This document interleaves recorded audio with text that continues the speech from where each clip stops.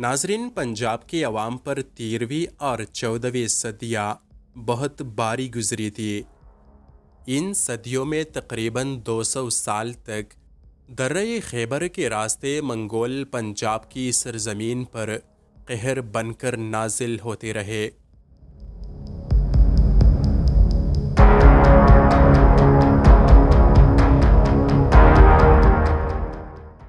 ان کے لشکر پنجاب کو تہس نہس کر کے اس کی اینٹ سے اینٹ بجاتے، بیاس عبور کر کے دہلی کا رخ کرتے۔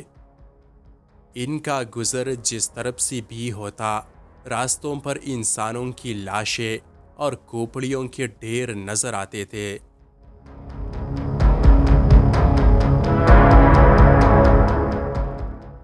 منگول بستیوں اور شہروں کو اجاڑتے، فصلیں تباہ کرتے اور مویشی کاٹ کر کھا جاتے تھے۔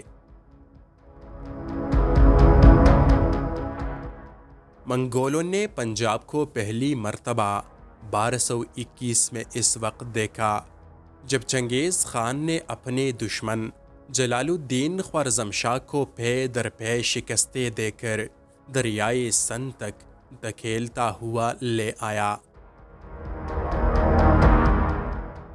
یہاں خوارزم شاہ کی فوج نے چنگیز خان کے ساتھ آخری معرکہ لڑا۔ جلال الدین خوارزم شاہ ڈٹ کر لڑے، لیکن جب ان کے سپاہی مارے گئے اور منگولوں نے انہیں چاروں اطراف سے گھیر لیا تو خوارزم شاہ نے گرفتاری سے بچنے کے لیے اپنے گھوڑے سمیت دریائے سن میں چھلانگ لگا دی۔ خوارزم شاہ دریا کے انتہائی تیز دھارے کے باوجود دریائے سن کو پار کرنے میں کامیاب رہا۔ چنگیز خان نے خوارزم شاہ کو دریا میں چھلانگ لگاتے دیکھا، لیکن اس کا تعاقب کرنے سے منع کر دیا۔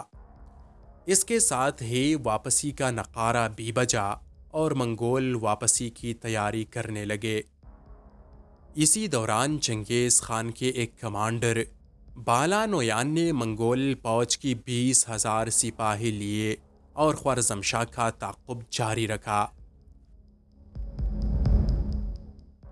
بالا نویان نے راستے میں ایک آت قصبہ تباہ کیا، ملتان کا محاصرہ بھی کیا۔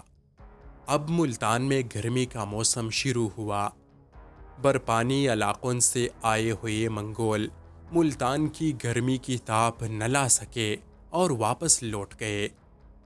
منگولوں نے اس محاصرے کے دوران پنجاب کے اندر جھانک کر دیکھا، اس کے جغرافیے سے واقفیت حاصل کی، اس کے راستوں کا جائزہ لیا اور باقی منگولوں کو معلومات منتقل کر دی۔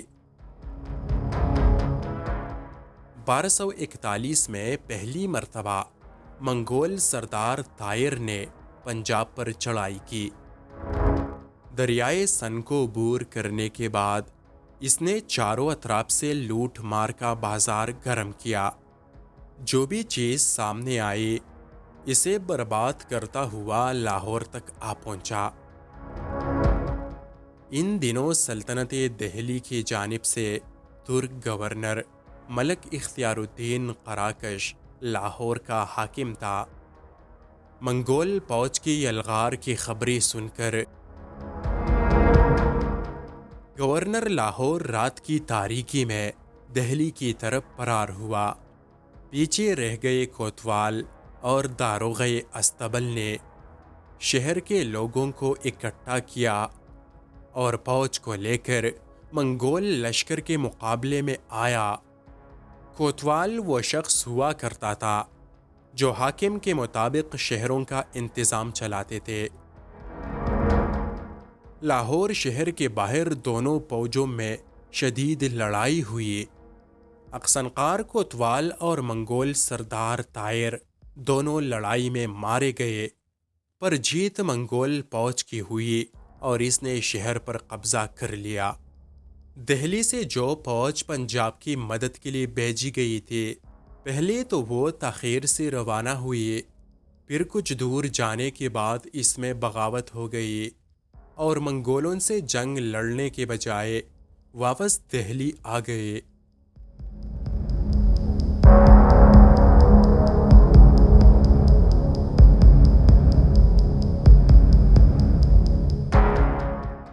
بعض مورخین کا کہنا ہے کہ منگولوں نے لاہور پر پورا سال قبضہ جمائے رکھا، شہر کے مظلوم عوام اور مضافات کی بستیوں کے بے سہارا لوگوں کو جی بھر کر لوٹا اور برباد کیا۔ جب لوٹ مار کے لیے کوئی چیز باقی نہ بچی تو منگول فوج نے دہلی کا رخ کیا، بیاس تک کا علاقہ تاخت و تاراج کیا اور اپنے وطن واپس لوٹ گئے۔ 5 برس بعد منگولوں نے ایک مرتبہ پھر پنجاب کو لوٹا اور بیاس کے کنارے سلطان ناصر الدین محمود کے ہاتھوں شکست کھانے کے بعد واپس بھاگ گئے۔ منگولوں نے دوسرا بڑا حملہ 1285 میں تمر خان منگول کی قیادت میں کیا۔ وہ 20,000 گھڑ سواروں کے ساتھ آندھی کی طرح حملہ ور ہوا، راستے کے ہر بستی کو لوٹتا اجاڑتا، پہلے دیپالپور اور پھر لاہور پر حملہ ور ہوا۔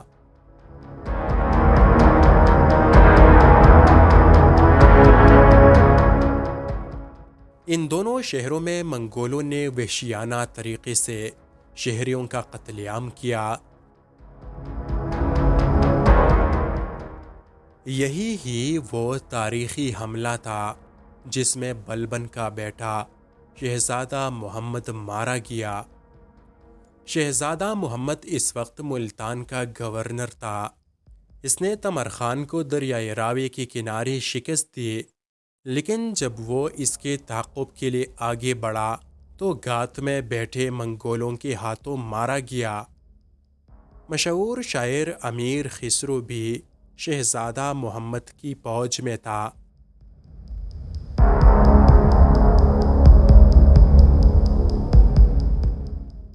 منگولوں نے بھاگتے ہوئے اسے مالی غنیمت سمجھ کر گرفتار کر لیا اور غلام بنا کر بلخ شہر تک لے گئے۔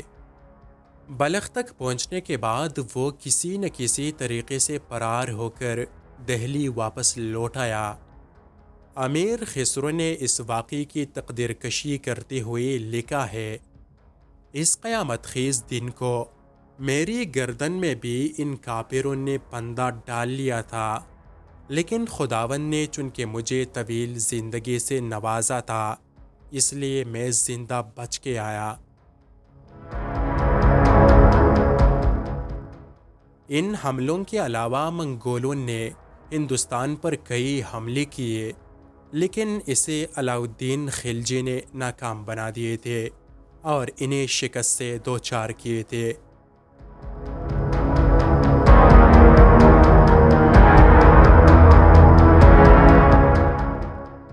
اگر آپ سلطان علاء الدین خلجی کے بارے میں جاننا چاہتے ہیں تو کامنٹ سیکشن میں ضرور بتائیے۔